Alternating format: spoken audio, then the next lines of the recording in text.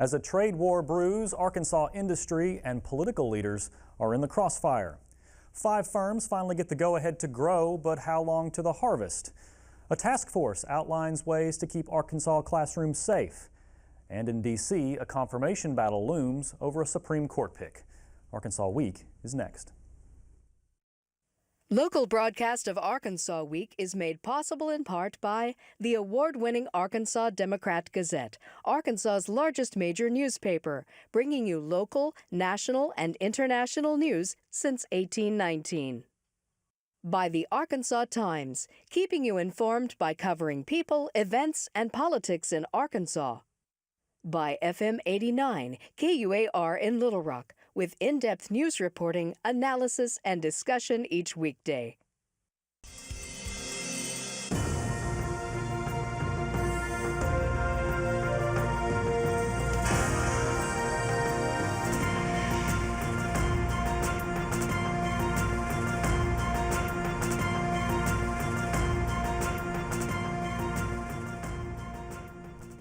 Hello again, everyone, and welcome to another edition of Arkansas Week. I'm Lance Turner of Arkansas Business, sitting in for Steve Barnes. Well, President Trump's efforts to remake trade deals with China, Mexico, and Canada, among others, continued to roil markets this week. Trump has taken particular aim at China, imposing tariffs on Chinese imports. That, along with Chinese retaliation, is having a direct effect right here in Arkansas. And that is where we begin tonight. Joining us from KUAR FM 89.1 radio is reporter Jacob Kaufman. From Talk Business and Politics and his own website, independentarkansas.com, independent journalist Steve Bronner. And from the School of Social Sciences at Ouachita Baptist University in Arkadelphia is Hal Bass. Gentlemen, thanks for coming in this week. Twice this past week, our Republican Governor Asa Hutchinson addressed the smoldering trade dispute between the U.S. and China, one that continues to intensify as the weeks go on. He appeared on CNBC on Monday, and then on Tuesday addressed the Little Rock Rotary Club here in Little Rock, where trade was among the topics. Once again, it seems that Hutchinson, along with some other elected officials here in Arkansas representing the state, are kind of caught in the middle of what the Trump administration wants to do and what perhaps could be in the best interest of Arkansans. So Jacob, let's start with the Rotary Club and also the CNBC comments. What did Asa Hutchinson have to say on trade and where Arkansas fits in? He's basically saying 2 ideas at once that are maybe complementary, depending on, I guess, your interpretation. And one is he's sounding the alarm, was the refrain he gave at the Rotary Club, that if we keep going down this path of escalating tariffs, Arkansas in particular, agriculture will be hard hit. So he's saying, one, the alarm has been sounded, right, but also he remains optimistic that the Trump administration is listening and that Arkansas farms will find other markets if things do continue on this path. So they're certainly worried about it. And some things to think about, soybean prices have been in the news a lot. They're around a 10-year low, dropping about $2 or so since the winter when a lot of it is sold initially. And soybeans, Arkansas's #1 crop and #1 export. Arkansas Chamber of Commerce predicts $300 million plus of loss in economic activity related to the tariff talks that have been talked about so far. Those promises of even perhaps even further trade wars. And that's across economic sectors, that $339 million. But so I guess the message so far from Arkansas leaders are, this is worrisome. We are listening. We know that farmers right now are in a bind, but they think it'll, I guess, by the time all the crops have to be taken in, that it'll be resolved. So I guess, yeah, we're looking for an upside for Arkansas farmers. Hal, what could that upside be, and what are the prospects? Can we even tell at this moment? Well, I mean, potentially new markets can open up, make a virtue of necessity here. The other possibility is this will blow over in plenty of time for the crops to find their more conventional markets. But I think that if we step back from the immediate question, strikes me we've got an interesting situation here, in that there's a tension, there's even a contradiction between the 2 main drivers of President Trump's policy agenda, that's nationalism and populism. And he's trying to juggle both of these balls. And at the same time, trade policy is supposed to enhance the national interest. But when you've got a big, diverse economy like the United States does, your trade policy and your politics inevitably select winners and losers. This has always been the case since the 1790s and Alexander Hamilton's protective tariff that attracted opposition from the southern agricultural interest. Historically, populism has flourished in the rural agrarian sections of the country. And Trump's commitment to make America great again seeks to revitalize the manufacturing, the industrial sector here. So President Trump's political base in rural America, and it's a strong base there, is threatened economically by the economic agenda. And that makes his political challenge figuring out ways to keep that base supportive when their economic interests are not being met well. Right. So, so what does the president do? I mean, how far can he take this before things get really bad, Steve? Bad for who? Well, I would think bad for his that block of voter that House sort of refers to, the Arkansas voter, the red state voter, which are also perhaps subject to the retaliation of other places like China with these specifically targeted tariffs that may come in response to some of this. You know, things tend to not be as bad as they looked like they might be for a while, and they end up not being as good as it was hoped for. This is a consistent message. I mean, President Trump's in Europe right now, giving NATO and Prime Minister Theresa May what for. Right. I mean, this is what he does. So this is not new. How it affects, say, the Arkansas voter is yet to be seen. In the past few years, our politics is more cultural than economic. In the past, so much was, well, how are policies and how are politicians affecting somebody's economic situation? And that was easy to figure out. Well, now so much is about our cultural identity. And Trump plays that card beautifully. And we see, I mean, if we wonder why Governor Hutchinson is being so careful in criticizing President Trump, it's because he knows that lots of Arkansas Republicans like President Trump. And we see this really in full display in the very district we're talking about that grows the soybeans, the 1st District, where the Congressman, Representative Rick Crawford, has fallen in line with the group that's helped the most, the steel producers in Blytheville and Mississippi County, versus the soybean farmers throughout much of the rest of the district. And one of the reasons that politicians make these decisions is because in that district, and I'm not saying this is Crawford's only reason, but in that district, a Talk Business poll not too far back found that Trump enjoyed so much support that it was within the margin of error that everybody in the 1st District supported him among Arkansas Republicans. It was like 97% with a margin of error of 3%. Therefore, it's possible that the only Republicans in the 1st District who opposed President Trump are those who answered the question. Right. So that's what all elected officials are facing in Arkansas right now. So speaking of the 1st District, you have talked to Rick Crawford about some of this in some conversations, and also his opponent. He does have an opponent in the race this fall. What's the political fallout sort of been? What's the discussion been like there? His opponent, Democrat Shinton Desai, first-time office seeker out of Jonesboro as well, I think. I'm very pointed language on this. He clearly thinks it's going to be a win. He's saying that Rick Crawford, win for him. Right. Not that the tariffs are a win. The tariffs are bad, he thinks, although he thinks trade deals should be renegotiated. But he thinks that Rick Crawford, and he says it explicitly, is sucking up to Donald Trump at the expense of his base, and that he's either being delusional or he's not paying attention to what's really going on with the price of these goods like soybeans.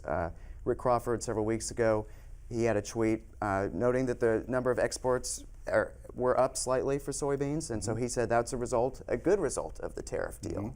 And I got a statement from Rick Crawford yesterday afternoon, I guess, and he says he doesn't agree with the notion that farmers are collateral damage in this. He doesn't think they're going to be hurt in the long run. He thinks that's a phony argument, and that these markets will level out, that China simply needs soybeans from here, that South America and other markets will not be able to meet their demand. So. And at the same time, our senators, John Bozeman and Tom Cotton, this week joined in passing a non-binding resolution calling for Congress to have a bigger hand in trade discussions. So at the same time, they kind of want to have a bigger say in what's going on because perhaps, well, they want to have a bigger say and it may not necessarily be thrilled about where things appear to be heading in some respects, Hal. Yes. Congress is, by definition, the law-making body. But in the post-World War II period, Congress has abdicated is too strong a term, but certainly ceded much of its operational responsibility to the executive branch. And what I see in this non-binding resolution is just kind of, showing the flag a little bit. But I don't think we're going to roll back the kind of discretion that presidents have received in making trade policy in the immediate future. Jared Henderson, who is the Democratic candidate for governor, released a statement criticizing the governor's what he called flip-flop on supporting tariffs as Arkansas faces a $339 million hit in the current trade war. Does Jared Henderson have an opportunity to make some hay out of this going into the fall? Only time will tell, I guess. Right. He's making the opportunity to make hay out of it. I don't know if anyone's going to listen to it necessarily. We'll see. But same arguments apply. And but the governor, he's said pretty clearly that he thinks that what is going on right now is not good for farmers, but he thinks it will work out. And I think by November we'll have a much better idea if things work out or not. Right. Okay, moving on to marijuana. Ready, set, grow. We're ready to start to grow marijuana, medical marijuana in the state. The commission met on Tuesday and officially awarded 5 marijuana cultivation licenses to a familiar list of companies. Those companies had already been awarded the licenses before the court challenge, and then the challenge to the Supreme Court, which overturned that challenge, and then made it possible for those 5 companies to officially receive their licenses this week. And then there were some other developments as well, Jacob, on the medical marijuana front. Perhaps things are moving along finally? Things are definitely moving along, at least compared. Voters first approved this popular vote in 2016. No other state has taken this long to implement their medical marijuana program, so Arkansas appears to be moving forward with these 5 companies being able to start building their cultivation centers to grow this. The other decision was, and not an explicit acknowledgement, but some sort of acknowledgement that the cultivation process may have been flawed, or certainly was perceived as being flawed by the public, is that for the dispensaries, the places where patients will actually go to get it in the future, not the places that will grow it, they're going to hire outside consultants, or they want to. The Medical Marijuana Commission is asking the legislature for approval to have this outside commissioners help score the applications to have a independent outside perspective on this, because the previous process was perceived as flawed. Steve, what has struck you about this whole process? What's been the thing that stuck out to you in terms of how we're trying to implement this law? Well, obviously it's been very flawed. The governor said that he would have preferred that the commissioners use the same process that the Alcoholic Beverage Commission does, which is set a minimum bar. Everybody who reaches that bar goes into a lottery, and then that's who. Then it's how it draws out. Right, draw from a hat. Right. There you go. That way that you can't say that there was some kind of flawed reasoning, and they didn't do that, and so we've been stuck in this, and we're going to be stuck for a while. Even David Couch, the attorney who engineered this, said this thing's going to be stuck in litigation for years. That doesn't mean we won't have medical marijuana, for years, but. We're still a ways away. We're talking about 2019. That's the earliest that they're going to be able to grow it.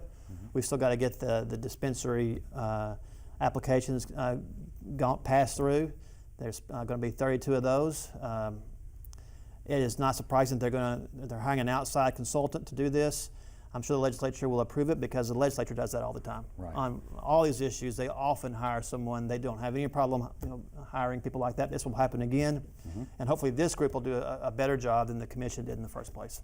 There was some in the paper this morning describing this meeting yesterday. There was a paragraph about some of the digressions that the meeting took, which is kind of interesting, just sort of the off-topic stuff that they sort of rambled about. But I wonder, what is the perception of this group of commissioners now? I mean, and can it be salvaged? Well, I think, again, as Jacob said earlier, time will tell. I think that they're trying to be deliberate in moving forward here, but they're working in a very litigious environment where anything they do is going to find itself in the courts. Under intense scrutiny, at the very least, and then, courts. Sooner than later.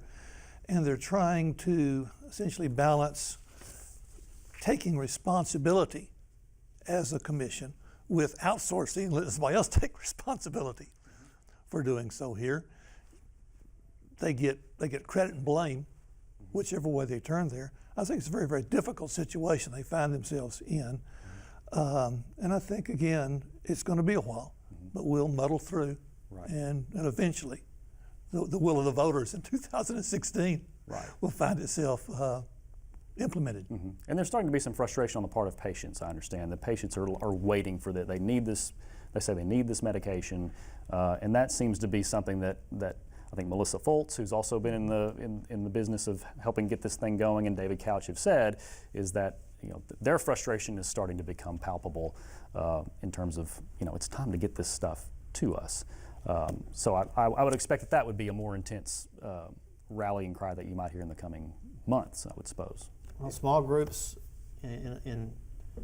small vocal groups tend to get their way versus an apathetic majority. And I think there's one this time. But regardless of the pressure that's being put on people, this is going to still be a process. There's still, because of what Dr. Bass was saying, there's so many potholes to step into that you're still going to have lawsuits. You're still going to have these other issues. So while 5,500 people are waiting for the ability to use their cards, it's still going to take a while. Check.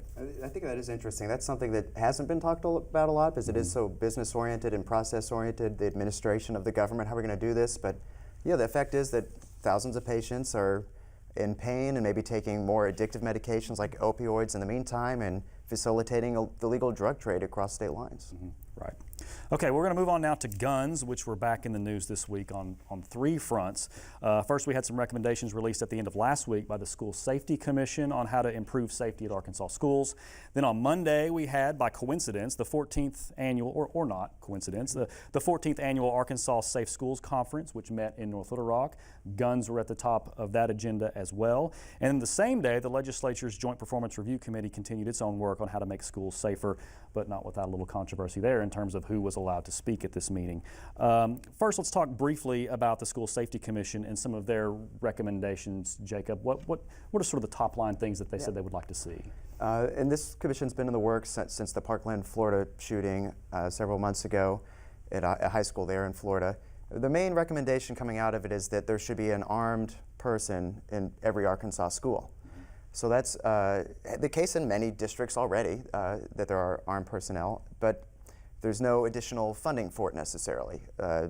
Many districts and teachers would probably argue that's probably not too much of a barrier. It's to have one armed person, but the recommendation is to have an armed presence in the school to combat this problem.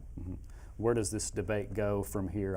There's a legislative committee that's looking for ideas as well. Steve, are we likely to see some legislation in terms of how to put some of this stuff in place? Although it seems that it's going to be more up to local school districts to do this stuff on their own. Some of the 19 recommendations by the commission will end up requiring legislation. An example is there's a kind of a vague one about studying how to do physical security.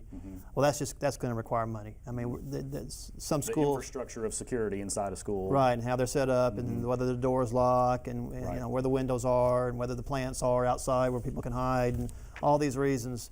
That's going to require. There's going to be some legislation there. There's going to be some requirements by the Department of Education to act, and a lot of this was just simply best practices. And of course, the issue that gets people's attention, when very few people would complain about there being an armed security guard in a school, although how many per school? The school I went to, Wynn High School, had numerous buildings at the high school. Some of them spread far, quite, a good enough distance that there'd be an issue with getting the guard from one point to another. The big issue, of course, is whether to arm staff members. Right. And there are a small number of Arkansas districts that already do that. The commission recommended that those that choose to do this follow the example of the Clarksville School District, which has a pretty involved process that involves not just what's required already by state law, but also psychological screening, drug screening, working with law enforcement. So it recommends that they do that. That's always the huge issue. It kind of gets simplified as, well, should teachers carry guns? Exactly. But it's actually, what process should be done if a district chooses to do that. How, of course, the one recommendation that was not on the list was, any kind of gun control gun control ban or And any method of gun control. And the gun control advocates are increasingly vocal in their frustration that they're not getting any sort of hearing from, in particular, the Joint Performance Review Committee here. That we've simply accepted the idea that the solution to the problem has to do with arming school personnel in some fashion, and gun control options don't seem to be on the table. Yeah, they were trying to testify during this committee, or at least they signed the sheet that they thought they could sign and get up there. And the committee leaders said that they weren't going to be hearing those kinds of comments from political groups. The NRA wouldn't be allowed, and neither would Moms Demand Action. Where does a group like Moms Demand Action in a state like Arkansas, which has been very pro-gun rights, what do they do? Where do they go if they want to try to advance their cause? How do they go about that? They're not going to. Very successfully, at least with this legislature. This legislature is extremely pro-gun, and we saw that in the past session, when the ability to take guns in different places was greatly expanded. In fact, was going to be allowed in Razorback games, basically, until the SEC, the only three-letter acronym more powerful than RA in Arkansas, stopped it. Yeah. So they have there's not going to be a lot of legislation passed that would be anti-gun at all in this legislature. And it's not even just they won't hear it. Some of the representatives have no issue showing contempt for the groups. Right. Senator Trent Garner called Moms Demand Action, or his reference to them was that those people aren't my people. I don't represent people like that. So. Well, that's a high wall to hurdle there if you're Moms Demand Action. All right, so briefly we're going to just touch on a legal challenge filed yesterday against Issue 1. That's the tort reform proposal referred by the legislature that would limit damage and personal injury and wrongful death cases, but it was also allowed, this is the more incendiary part I think, allow the legislature to change key court rules. Steve, this is probably something that is not surprising to anyone who's sort of seen this debate over Issue 1 starting to take shape. It is not surprising that there would be a lawsuit against a ballot issue. Right, yeah. There always is. We have 4 more. You can anticipate at least 3 of them being the subject of a lawsuit. The possible one not be the voter ID, but even that, yeah, I take that back. Right. There'll probably be lawsuits on all of them. Right. But this one was filed by the second time we've mentioned his name today, David Couch, the attorney who helped pass medical marijuana. And the lawsuit says that all of these that the Issue 1 is an amalgamation of a bunch of different things, and that that's not supposed to be the case. That ballot issues are supposed to be about one separate issue. It's going to be a tough one. The courts have tended to very much defer to the legislature. With the legislature versus the voters, it tends to get through, and this one, it seems likely we will be voting on this in November. Right. Okay, and finally, Hal, let's talk a little bit about the U.S. Supreme Court. Another episode of Who Wants to Be a Supreme Court Justice aired this week, hosted by Donald Trump. And the nominee to replace retired Justice Anthony Kennedy is Brett Kavanaugh, a 53-year-old U.S. or D.C. Court of Appeals judge who's been involved in a lot of key moments throughout recent political history and also has some Arkansas ties that could figure into some things. I think the big picture is Kavanaugh appears to be a safe and pretty easily confirmable choice here. What's noteworthy for us in this venue is his interesting, I think significant, Arkansas connection, because he was part of the staff of the Office of Independent Counsel, headed by Ken Starr, that was investigating the Clinton presidency on a variety of fronts. In particular, Kavanaugh headed up the investigation of the relationship between, the Vince Foster death, and the relation between President Clinton and Monica Lewinsky. He drafted major portions of the Starr report to Congress that identified an array of offenses allegedly committed by President Clinton. And the relevance of all this going forward is that in his senatorial confirmation hearings, he is almost certainly going to have to reconcile to the satisfaction of at least some senators. An apparent conflict between an earlier, in this setting, very expansive view of the president's vulnerability to investigatory processes and his subsequent about-face in his legal scholarship that now holds that presidents have far less vulnerability to these investigatory processes. And there'll be a lot of questioning on that, since the conventional wisdom is at some point sooner than later, the Mueller investigation will bring some sort of report forward that may involve some charges against President Trump. And that process will most assuredly end up on the Supreme Court's docket. Right.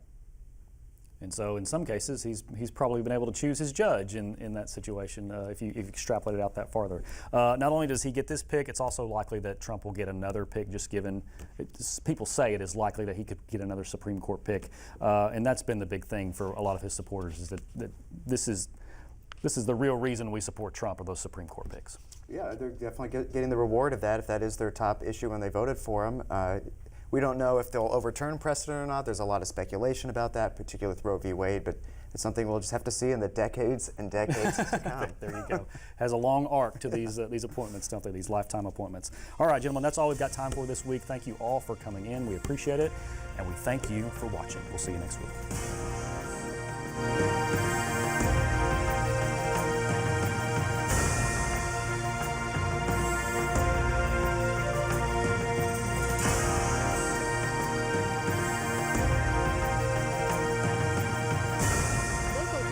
Of Arkansas Week is made possible in part by the award-winning Arkansas Democrat-Gazette, Arkansas's largest major newspaper, bringing you local, national, and international news since 1819. By the Arkansas Times, keeping you informed by covering people, events, and politics in Arkansas. By FM 89, KUAR in Little Rock, with in-depth news reporting, analysis, and discussion each weekday.